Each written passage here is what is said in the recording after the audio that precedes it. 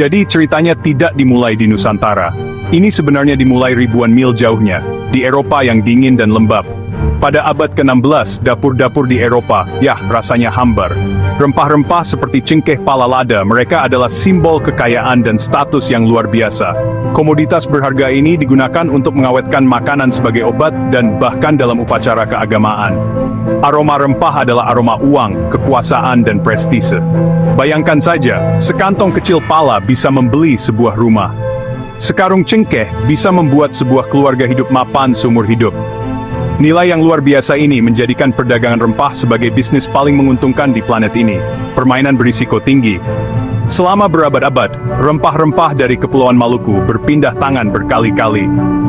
Pedagang lokal menjualnya kepada pedagang Arab, pedagang India, pedagang Tiongkok. Dari sana pedagang Venesia dan Genoa mengambil alih, mendisikan ke seluruh Eropa. Harga akhir di Amsterdam atau London seringkali 1000 kali lipat dari harga di Banda atau Ternate. Belanda sedang berperang panjang untuk kemerdekaan dari Spanyol. Spanyol juga menguasai Portugal, pengendali jalur laut ke Asia. Pada 1990, Raja Spanyol menutup pelabuhan Lisbon untuk pedagang Belanda. Ini secara efektif memutus mereka dari perdagangan rempah. Itu adalah pukulan ekonomi yang menghancurkan, tindakan perang yang mengancam Republik Muda Belanda. Menghadapi kehancuran ekonomi, Belanda tidak punya pilihan. Mereka harus menemukan jalan sendiri ke sumbernya. Mereka harus berlayar sendiri ke kepulauan rempah yang legendaris.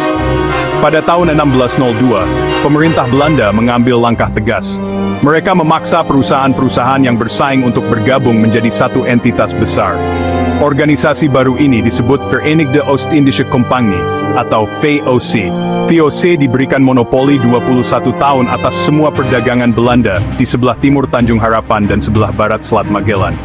VOC bisa membangun benteng, VOC bisa memiliki pasukan, VOC bisa memiliki angkatan laut sendiri, VOC bisa bernegosiasi perjanjian, VOC bisa berperang, VOC bahkan bisa mendirikan koloni. Itu adalah perusahaan dengan kekuatan sebuah negara. Tujuan utama VOC jelas dan kejam, untuk memaksimalkan keuntungan bagi pemegang sahamnya dengan segala cara.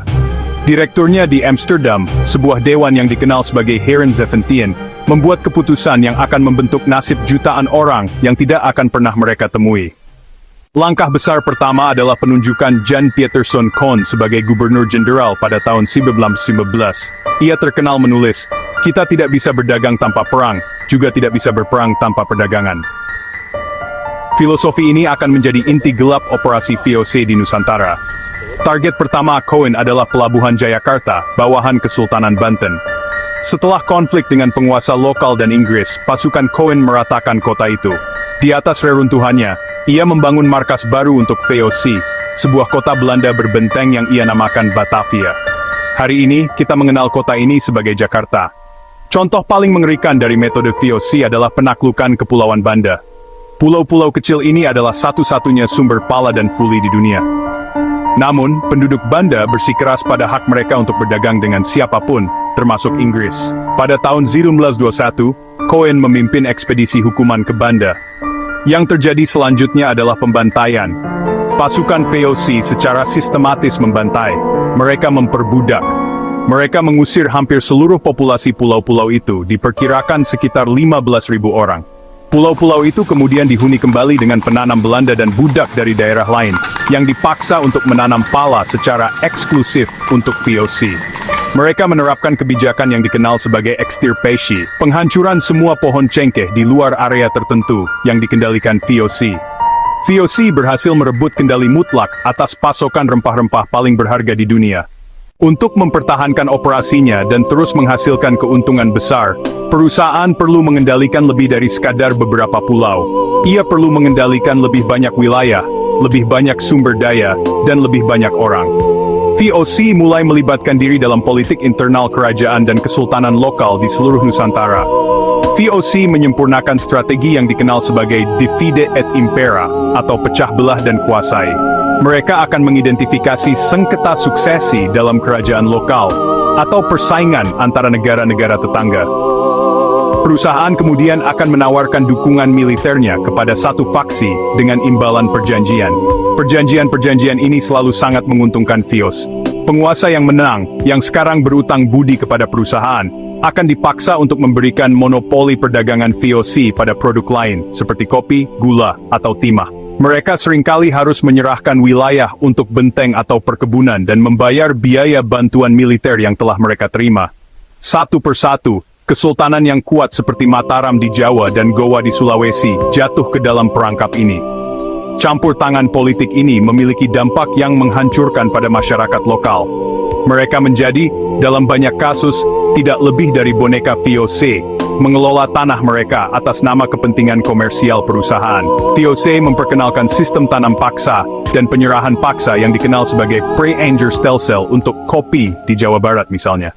Pada tahun 1799, pemerintah Belanda secara resmi membubarkan VOC dan mengambil alih semua utangnya dan, yang lebih penting, semua kepemilikan wilayahnya di Nusantara. Era kolonialisme korporasi berakhir, tetapi era kolonialisme negara dimulai. Wilayah yang pernah dikuasai oleh perusahaan swasta kini menjadi koloni resmi negara Belanda, yang dikenal sebagai Hindia Belanda. Ia telah meletakkan dasar bagi 350 tahun penjajahan Belanda. VOC menciptakan pusat administrasi seperti Batavia, jaringan benteng, sistem eksploitasi ekonomi, dan strategi politik pecah belah dan kuasai. Dampak VOC terhadap rakyat Nusantara sangat menghancurkan. Ia menghancurkan jaringan perdagangan yang ada, menghancurkan ekonomi lokal, dan menaklukkan kerajaan-kerajaan yang dulunya bangga. Kekayaan yang diekstraksi dari kepulauan itu membangun kota-kota megah dan mendanai zaman keemasan di Belanda. Tetapi itu dibangun di atas penderitaan jutaan orang di Nusantara. Rantai pemerintahan kolonial yang akan mengikat kepulauan itu selama berabad-abad ditempa bukan di aula pemerintahan Belanda, tetapi di ruang rapat Verenigde Oost-Indische Compagnie dan medan perang Verenigde Oost-Indische Compagnie.